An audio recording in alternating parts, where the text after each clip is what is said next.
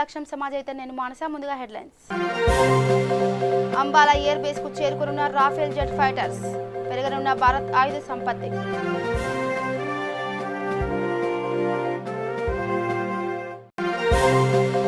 మరోసారి దాతృత్వం చాటుకున్న నటుడు సోను సూద్, ఇచ్చిన మాట ప్రకారం రైతు నాగేశ్వరరావుకు ట్రాక్టర్ అందజేత.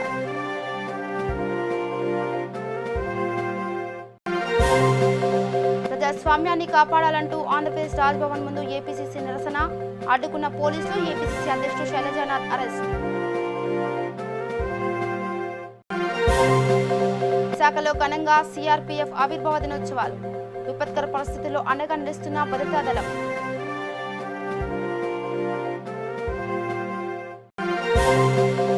గుంటూరు జీజీహెచ్లో దయనీయ పరిస్థితులు, మృతదేహాలతో నిండిపోయిన మార్చూరి, అయోమయంలో అధికారులు. డీటెయిల్స్కి వెళ్తే రాఫెల్ యుద్ధ విమానాలు గత కొంతకాలంగా వార్తలు నానుతున్న అంశం. వీటి ప్రత్యేకతలు ఏమిటంటే సరిహద్దులు దాటకుండానే శత్రు విమానాలను కూల్చివేయగలగడం. ఎగబీకిన 7,000 కిలోమీటర్లు దూసుకుపోగల సామర్థ్యం ఉన్న ఈ యుద్ధ విమానాలను భారత్ ఇటీవల కొనుగోలు చేసిన విషయం తెలిసిందే.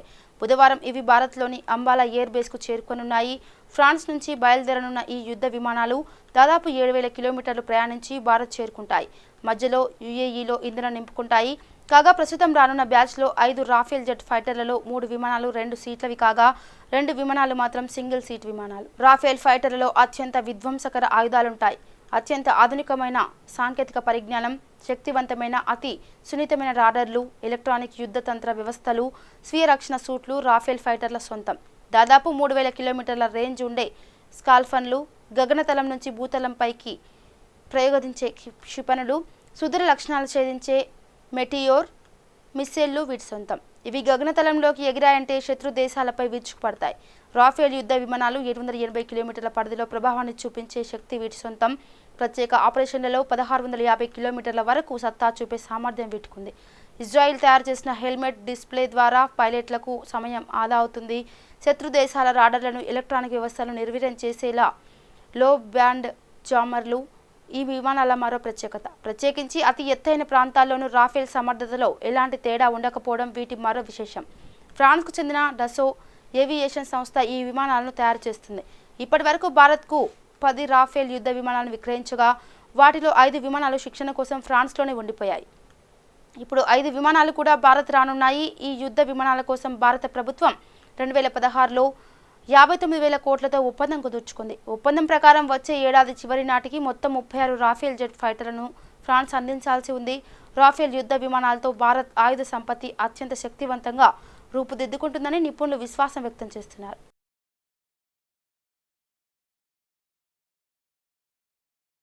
ఇక నటుడు సోను సూద్ దాతృత్వాన్ని చాటుకున్నారు. చిత్తూరు రైతు నాగేశ్వరరావు, ఆయన భార్య, కూతుళ్లు పడుతున్న కష్టాన్ని చూసి చలించిపోయారు.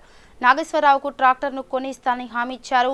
ఇచ్చిన మాట ప్రకారం రైతు నాగేశ్వరరావుకు ట్రాక్టర్ను అందించి తన గొప్ప మనసును చాటుకున్నారు. దీంతో నాగేశ్వరరావు కుటుంబ సభ్యులు ఆనందం వ్యక్తం చేశారు. సోను సూద్కు రుణపడి ఉంటామని తెలిపారు. ఈ సందర్భంగా సోనుకు రైతు కుటుంబం కృతజ్ఞతలు తెలిపారు. మా భార్య పిల్లల తరఫున ఆయనకు మేము పాదాభివందనం చేస్తున్నాం. అయితే ఆయన సినిమాలో విలన్ కావచ్చు కానీ వాస్తవంగా రియల్ హీరో ఆయన. ప్రజాస్వామ్యాన్ని కాపాడండి, రాజ్యాన్ని రక్షించండి అంటూ కాంగ్రెస్ నిరసనకు దిగింది. గవర్నర్ కార్యాలయం ఎదుట కాంగ్రెస్ పార్టీ ధర్నాకు బయలుదేరింది. కాంగ్రెస్ పార్టీ నాయకులు పీసీసీ కార్యాలయం నుంచి బయటకు వచ్చిన శైలజానాథ్, గంగాధర్, నరహరిశెట్టి నరసింహారావులకు అనుమతి లేదని పోలీసులు అడ్డుకున్నారు. కార్యాలయం వైపు వెళ్లే అన్ని రహదారులకు అడ్డంగా పోలీసు వాహనాలు నిలిపివేసి అదుపులోకి తీసుకున్నారు. ఈ భారతదేశంలో భారతీయ జనతా పార్టీ అధికారంలోకి వచ్చిన తర్వాత రాజ్యాంగాన్ని, రాజ్యాంగ విలువల్ని కాలరాస్తా ఉన్నారు. ప్రజాస్వామ్యాన్ని, ప్రజాస్వామ్య పద్ధతుల్ని కాలరాస్తా ఉన్నారు. దేశమంతా మనమంతా కోవిడ్ పైన యుద్ధంలో ఉంటే ప్రజల ప్రాణాలు కాపాడడంలోనూ, మనల్ని మనం కాపాడుకోవడంలోనూ ఉంటే నరేంద్ర మోడీ, అమిత్ షా ప్రభుత్వాలు కాంగ్రెస్ ప్రభుత్వాలని కూల్చే కార్యక్రమంలో తప్ప ఇంకో కార్యక్రమం చేయడం లేదు. కరోనా టైంలో కనిపించిన అమిత్ షా కరోనా టైంలో ఇంతవరకు కూడా మనతో సరిగా వచ్చి మన రాష్ట్రానికి కూడా వచ్చి మాట్లాడిపోలేని ప్రధానమంత్రి రావచ్చు, సమీక్షించవచ్చు, పోవచ్చు. కానీ ప్రభుత్వాలని కూల్చడంలో మాత్రం చాలా ముందున్నారు. అనైతికంగా చివరికి సంఖ్యాబలం ఉందని గెహ్లాట్ గారు రాజస్థాన్ గవర్నర్ గారిని కలిస్తే నాకు రక్షణ ఎవరు కల్పిస్తారని ఏం మాట్లాడాడో మాకు అర్థం కాని పరిస్థితి. కనుక దానికి నిరసనగా దేశవ్యాప్తంగా అందులో భాగంగా ఆంధ్రప్రదేశ్ రాష్ట్రంలో రాజ్భవన్ దగ్గరికి వెళ్ళి అక్కడ ధర్నా కార్యక్రమంతో పాటుగా గవర్నర్ గారికి రిప్రజెంటేషన్ ఇవ్వాలి, రాష్ట్రపతికి పంపించాలని. ఇటువంటి దుర్మార్గమైన చర్యలు ప్రజాస్వామ్యానికి మంచిది కాదు. డాక్టర్ బాబాసాహెబ్ అంబేద్కర్ ఇచ్చిన రాజ్యాంగ స్ఫూర్తిని కొనసాగించాల్సిన బాధ్యత ప్రభుత్వాలపైన ఉంది. దేనిపై అయితే ప్రమాణం చేశారో ఈ దేశంలో ప్రజాస్వామ్యాన్ని కాపాడడం కోసం, కాన్స్టిట్యూషన్ని రక్షించుకోవడం కోసం కాంగ్రెస్ పార్టీ సర్వదా సిద్ధంగా ఉంటుందని తెలియజేస్తా ఉన్నాం.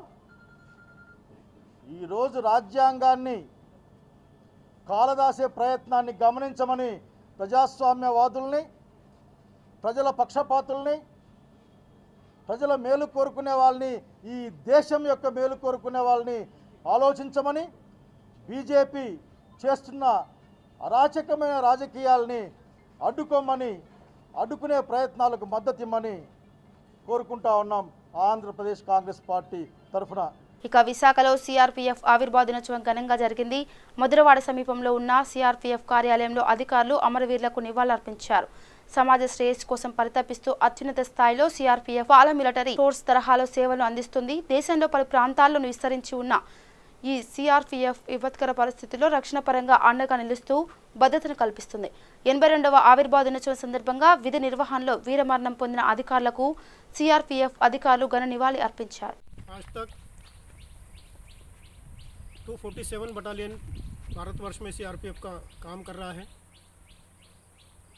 जिसके अंदर रैपिड एक्शन फोर्स है, स्पेशल ड्यूटी ग्रुप है, एसडीजी है, एनडीआरएफ की 2 बटालियंस है। इसके साथ साथ नक्सल क्षेत्र में, आतंकवादग्रस्त क्षेत्र में और लॉ एंड ऑर्डर ड्यूटी जैसे इलेक्शन, दंगा फसाद, इन सब में सीआरपीएफ का बहुत महत्वपूर्ण योगदान रहा है। और ख़ास तौर पर JNK में जो स्थिति उत्पन्न हुई थी उसको काबू करने में भी सीआरपीएफ ने बहुत महत्वपूर्ण भूमिका निभाई है। आज के डेट में लॉ एंड ऑर्डर हो, इलेक्शन ड्यूटी हो या और कोई भी नेचुरल कैलेमिटी हो, सबसे फर्स्ट में जो है सीआरपीएफ को याद किया जाता है और सीआरपीएफ को ही बुलाया जाता है। इससे हम ये समझ सकते हैं कि सीआरपीएफ का कितना बड़ा योगदान भारतवर्ष में रहा है और आगे भी रहेगा। इस 82वें रेसिंग डे के उपलक्ष्य में मैं हम बल के कार्मिक जो फोर्स मेंबर्स हैं और उनके फैमिलीज़ को बहुत बहुत कांग्रेट्स करता हूँ और शुभकामनाएं देता हूँ। సిఆర్పిఎఫ్ 82వ ఆవిర్భావ దినోత్సవం అండి. సిఆర్పిఎఫ్ అనేది చాలా పెద్ద పారామిలిటరీ ఫోర్స్. మీరు వినే ఉంటారు మిలిటరీ, ఆర్మీ, అలానే ఇది కూడా. సిఆర్పిఎఫ్ మొత్తం ఇండియాలో చాలా చోట్ల ఉందండి. సిఆర్పిఎఫ్లోనే చాలా స్పెషల్ డ్యూటీ గ్రూప్స్ ఉన్నాయి. దాంట్లోనే ఒకటి ఆర్ఏఎఫ్, కోబ్రా, ఎస్డీజీ, ఎస్పీజీ. అంటే మనకు వచ్చే సమస్యలను బట్టి అది ఏదైనా కావచ్చు, లా అండ్ ఆర్డర్ కావచ్చు, లేకపోతే JNKలో జరిగే సమస్యలు కావచ్చు, లేకపోతే ప్రొటెక్షన్ తరపున కావచ్చు, సైక్లోన్స్, కెలామిటీస్ అంటే న్యాచురల్ కెలామిటీస్, వీటిలన్నిటిని ఫ్రంట్ లైన్లో ఉండి సర్వ్ చేస్తూ ఉందండి. సో ఇలా సర్వ్ చేస్తున్నప్పుడు ఎవరైతే వీర జవాన్లు కానీ ఫోర్స్లో ఉన్న మెంబర్స్ కానీ వాళ్ళ లైఫ్ని సాక్రిఫైస్ చేసి ఫైట్ చేసిన వాళ్ళకి ఈరోజు ఆవిర్భావ దినోత్సవం సందర్భంగా మేము వాళ్ళని గుర్తు చేసుకుంటూ వాళ్ళందరికీ నివాళులు అర్పించాం. గుంటూరు జీజీహెచ్లో దయనీయ పరిస్థితులు నెలకొన్నాయి. మృతదేహాలతో మార్చురీ విభాగం నిండిపోయింది. మార్చురీలో 45కి పైగా మృతదేహాలు పేరుకుపోయాయి. కరోనా భయంతో మృతదేహాలను తీసుకువెళ్లడానికి బంధువులు ముందుకు రాకపోవడంతో ఏం చేయాలో అర్థం కాక అధికారులు తలలు పట్టుకుంటున్నారు.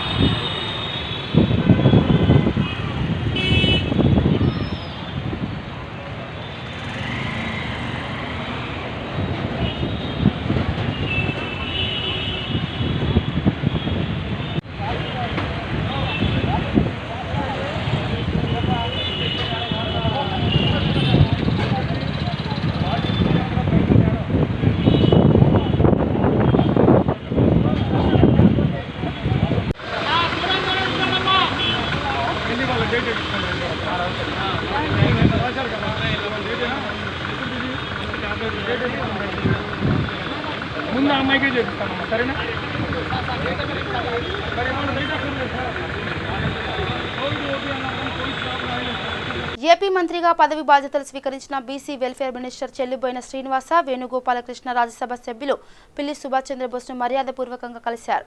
తూర్పుగోదావరి జిల్లా రామచంద్రపురంలో BC welfare minister Chelluboina Srinivasa Venugopalakrishna పర్యటించారు. ముందుగా మంత్రి మున్సిపాలిటీ ఎదురుగా ఉన్న రాజశేఖర రెడ్డి విగ్రహానికి పూలమాల వేసి నివాళులర్పించారు. అనంతరం ద్రాక్షారామ శ్రీ భీమేశ్వర స్వామి వారిని దర్శించుకున్నారు. అనంతరం రాజ్యసభ సభ్యునిగా ఎన్నికైన శ్రీ పిల్లి సుభాష్ చంద్రబోస్ను మర్యాదపూర్వకంగా కలిసి అభినందించారు. ఆయన మాట్లాడుతూ రామచంద్రపురం ఎమ్మెల్యేగా నా గెలుపు కోసం కృషి చేసిన వ్యక్తి బోస్ అని, రాజ్యసభ సభ్యుడిగా ఎన్నికవడంపై ఆయన హర్షం వ్యక్తం చేశారు. వైసీపీ పార్టీ అధినేత జగన్మోహన్ రెడ్డి బీసీలకు ప్రముఖ స్థానం కల్పిస్తున్నారని అన్నారు. ఆదర్శ రాజకీయాలకి అడ్రస్ అసన్ బాధ పెద్దలు శ్రీ పిల్లి సుభాష్ చంద్రబోస్ గారు వారి అడుగుజాడల్లో నడిచిన వారికి ఉన్నత శిఖరాలు లభిస్తాయని అనటానికి నేనే నిదర్శనం. బలహీన వర్గాల్లో జనించి ధనికులతో పోటీ పడాలంటే మనం అలవర్చుకోవాల్సినటువంటి లక్షణాలు ఏమిటని ఆలోచించి వారి మాటల్లో చెప్పారు. ఇప్పుడు లాయల్టీ, హానెస్టీ, నిబద్ధత ఈ లక్షణాలని పుణుకుపుచ్చుకుని నాడు రాజశేఖర రెడ్డి గారి మరణానంతరం నాకు అధిష్టానం అంటే రాజశేఖర రెడ్డి గారి కుటుంబం అని, రాజశేఖర రెడ్డి గారి కుటుంబ విధేయుడిగా ఇవాళ దేశంలోనే అత్యున్నతమైనటువంటి సభ రాజ్యసభ. స్వాతంత్రానంతరం నేటి వరకు మా సామాజిక వర్గాల వాణి ఆ సభలో ఎక్కడ వినపడలేదు.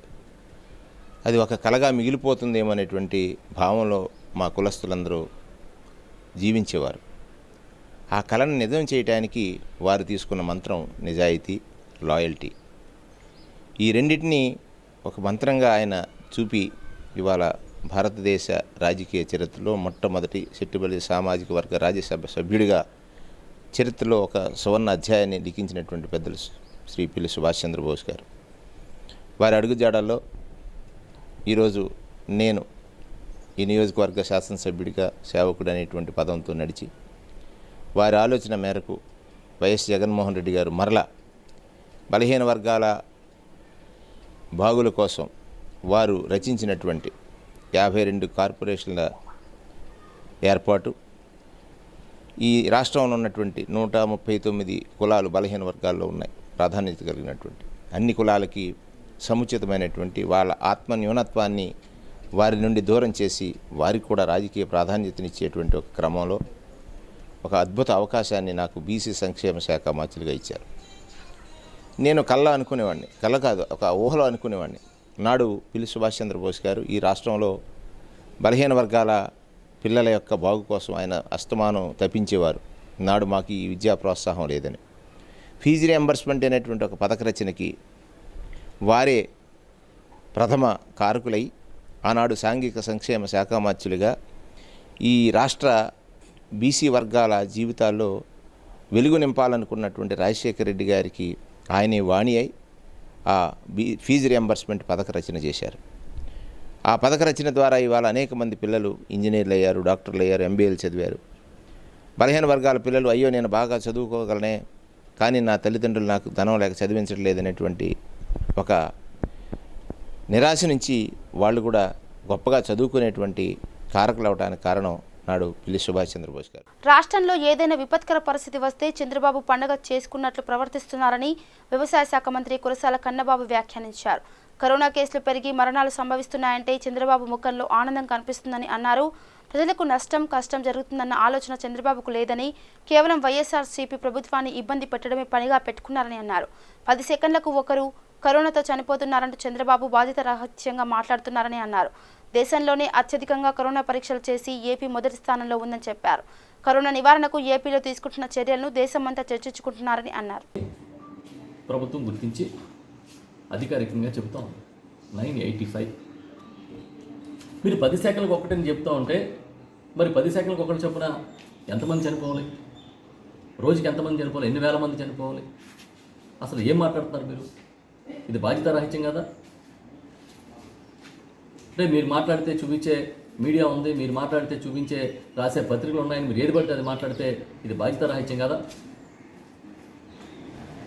ఇవాళ ఇన్ఫెక్షన్ రేటు 5.56% మన రాష్ట్రంలో, రికవరీ రేటు 48.78%, మరణాల రేటు 1.11%. ఇది చాలా క్లియర్గా పారదర్శకంగా ప్రభుత్వం ప్రకటిస్తూ ఉంది. వాస్తవం ఇదైతే మీరెందుకు అబద్ధాలు మాట్లాడతారు? మీరెందుకు ప్రజల్ని భయాందోళనకు గురి చేస్తారు? ఇదేదో ప్రభుత్వ వైఫల్యంగా చిత్రీకరించాలనే ఆతృత దేనికోసం మీకు? ప్రపంచవ్యాప్తంగా కరోనా బారిన పడి ప్రపంచంలో మొత్తం అన్ని దేశాలు, అన్ని ప్రాంతాలు కూడా ఇబ్బంది పడుతున్నాయి. దానికేమీ ఆంధ్రప్రదేశ్ అతీతం కాదు కదా.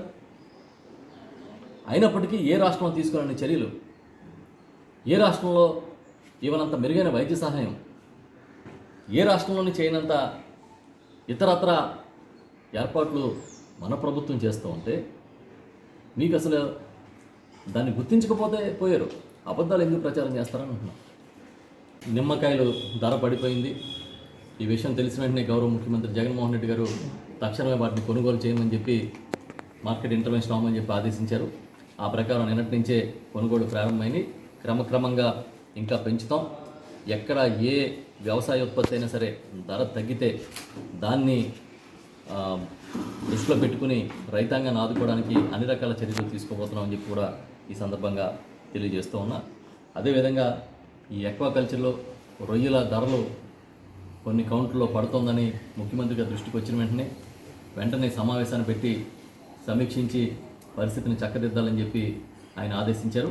ఆ ప్రకారం నిన్న నేను, మత్స్యశాఖ మంత్రి, మత్స్య పాడి పరిశ్రమ అభివృద్ధి మంత్రి అప్పలరాజు గారు, అదేవిధంగా ఉన్నతాధికారులు అందరం కలిపి ఒక సమీక్షా సమావేశాన్ని నిర్వహించాం.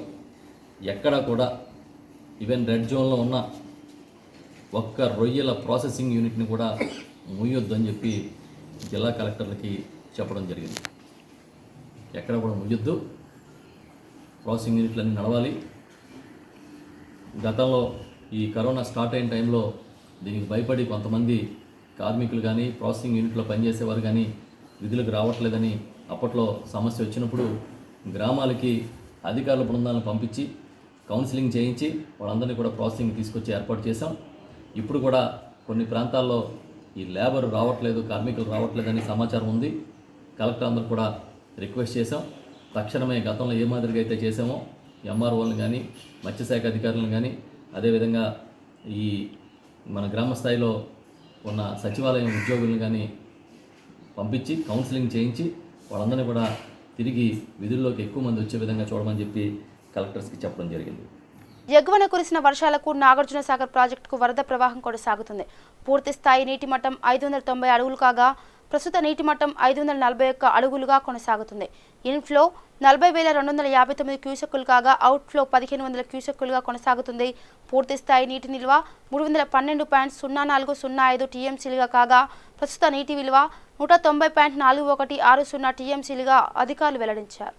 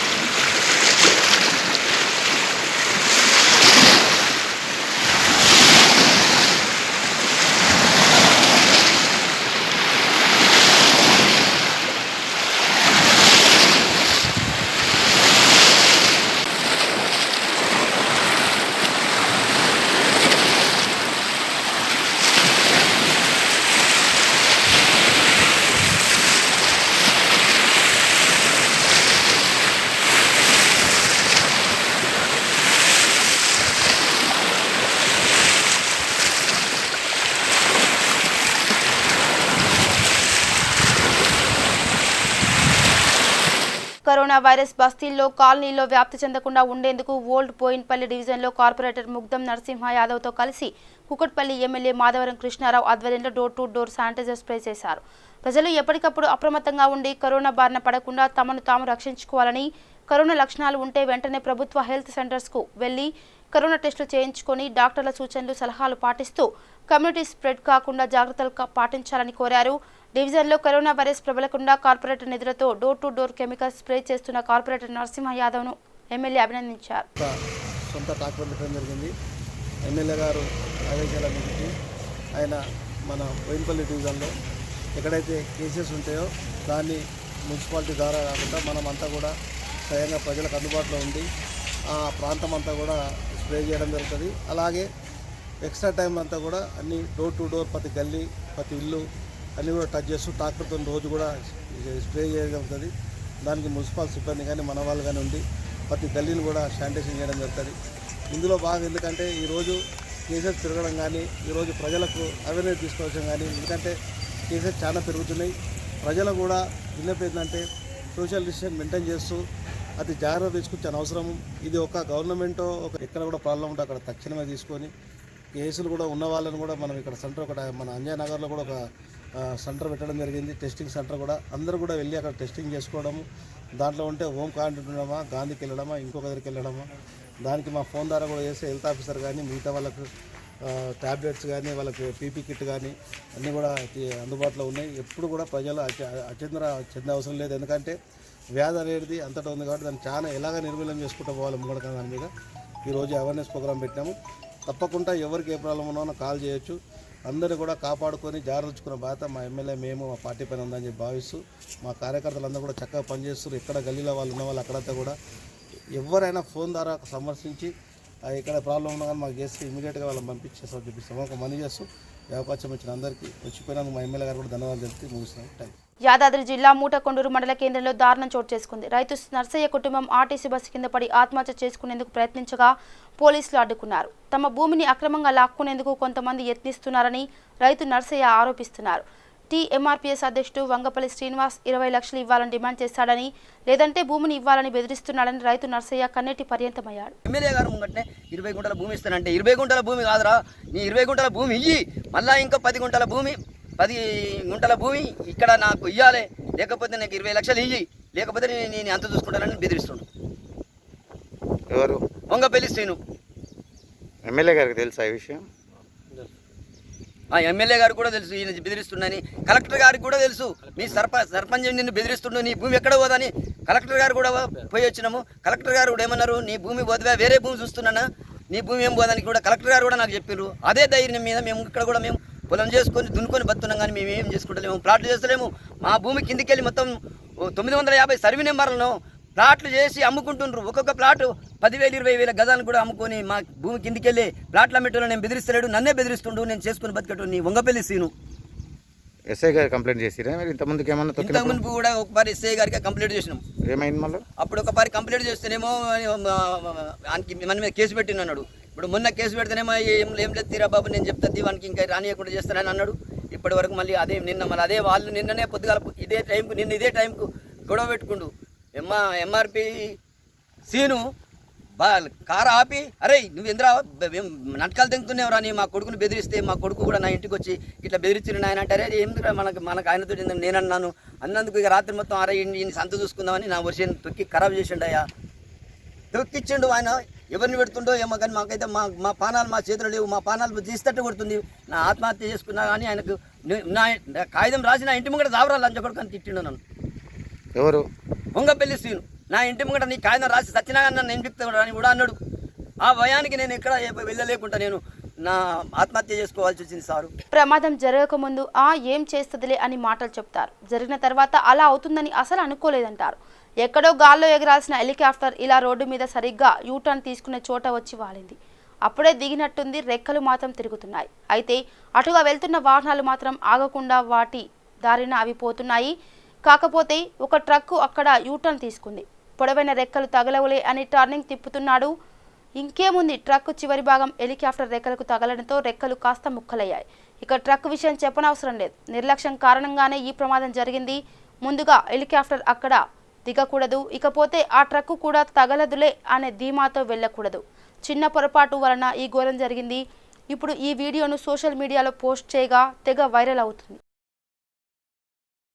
ఇక బులెటిన్ ముగించే ముందు హెడ్లైన్స్ మరోసారి.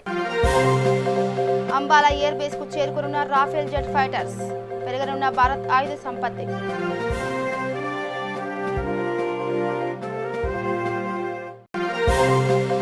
మరోసారి దాతృత్వం చాటుకున్న నటుడు సోను సూద్, ఇచ్చిన మాట ప్రకారం రైతు నాగేశ్వరరావుకు ట్రాక్టర్ అందజేత.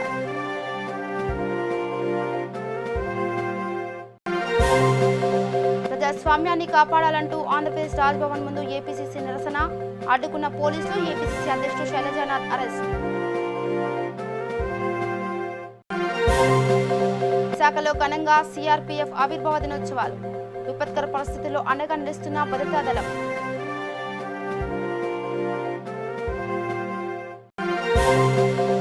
గుంటూరు జీజీహెచ్లో దయనీయ పరిస్థితులు, మృతదేహాలతో నిండిపోయిన మార్చూరి, అయోమయంలో అధికారులు. ఇవి bulletin updates. Keep watching V3 news. లక్ష్యం సమాజైతే. నమస్కారం.